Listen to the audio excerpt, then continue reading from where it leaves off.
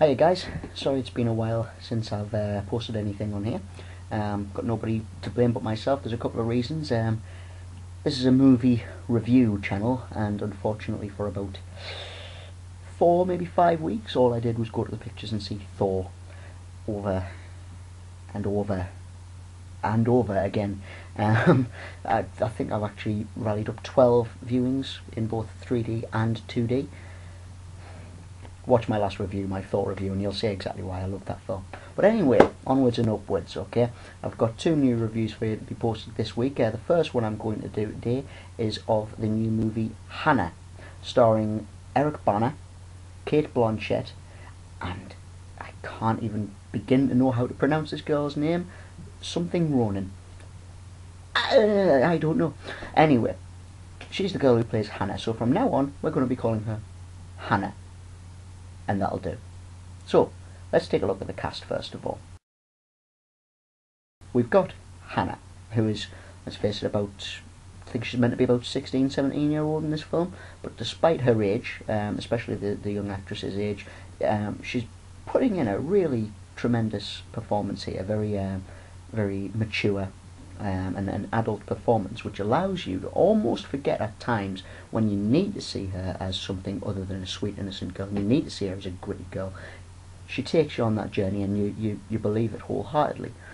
But there are moments in the film where you do need to believe that she's just a sweet, misguided young girl, and she also takes you on that journey really easily. So it's easy to follow her as a character, as an actress. I think she's going to really be going places. I mean, she was in a fantastic film called The Lovely Bones from Peter Jackson, and that was just incredible. She was amazing in that. And again, another very mature performance. Reminds me of Chloe Moretz, slightly older obviously, but I mean the 2 young girls here putting out some really good top quality performances, and this girl in Hanna is amazing. Bana plays her father, with a very believable German accent actually, and it's good to see him back in amazing shape as well. I mean, he's probably back in probably in better shape than he was in Troy, and probably in as good shape as he was in Hulk, although he's utilised much better in this one than he was in either of those 2 films. He really is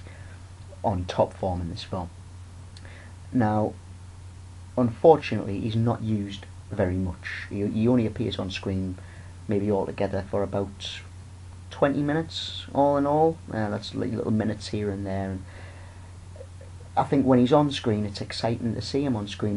He takes your attention, he's very good at it, but he needs to be in it more, that's all I'll say. Now, Cate Blanchett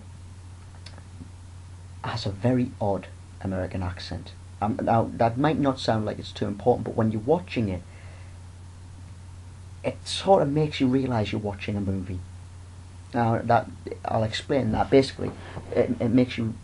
A movie's supposed to draw you in, and you're supposed to think that you're part of the story. But it makes you realise, I'm sat in an auditorium watching a screen. It's not real, and it sort of detracts from the drama and the depth of the movie. So unfortunately, Cate Blanchett is my weak link in this one. Still very good, convincing villain, but she's sort of doing the same thing as she did in Indiana Jones as well, which was portray a bad guy very, very well. It's a staple of the English actor, really, is to play a good bad guy in an American film, but still, I think she struggled to place the character well enough, and she sort of detracted from the film for me a little bit. But the film itself, it's not a complicated story, okay?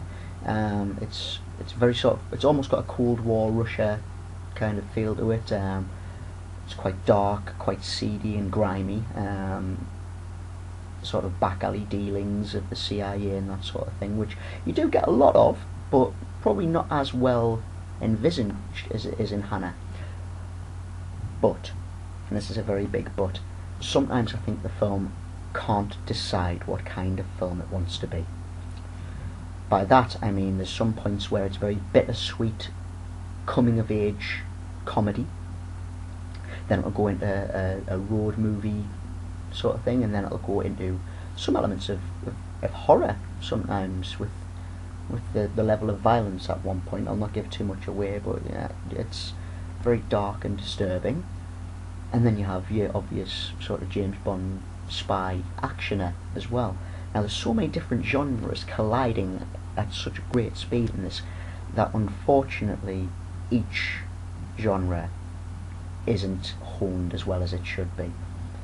You're sort of watching some plot points and thinking, well, this doesn't match the last 10 minutes and probably won't match the next 20 minutes, which again will not match the following 20, and it gets a bit confusing after a while.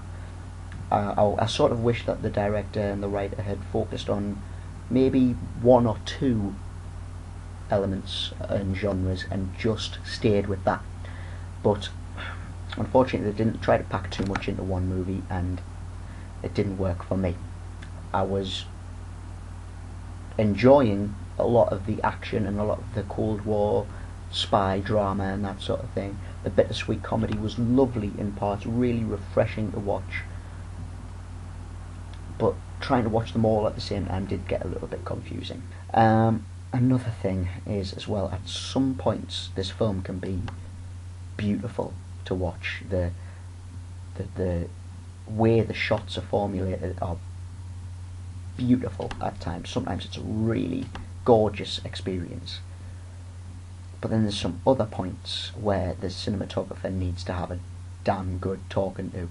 Because, I mean, there's one point, I'll not give too much away, but there's one point where Hanna and her new friend, another young girl whose name completely escapes me, but they have quite a tender, bittersweet moment where they're both lying in a tent. And the cinematographers managed to film over shoulders that in previous shots were being lain on, and then from an angle which is completely impossible because you'd be under the bed. It just really warps your mind, and unfortunately this happens a couple of times in the film. So at times it can look absolutely beautiful and deserves some sort of award for the brilliance and simplicity of it. But then other times it's just like they've phoned it in and they've just said, I get that shot and we'll, yeah, that'll do for me, carry on. So, all in all, let's overlook it. The cast, I think, do a very, very good job on the whole, but again, I think they need to hone in some of the things that they've overlooked, like Cate Blanchett needs to get a definite enough idea of where her character's from and where she's going in order for her not to get too muddled. I think they could have used Bana a hell of a lot more because I thought he was amazing. And the young girl who plays Hanna, I'm going to say Saoirse Ronan. That's my attempt.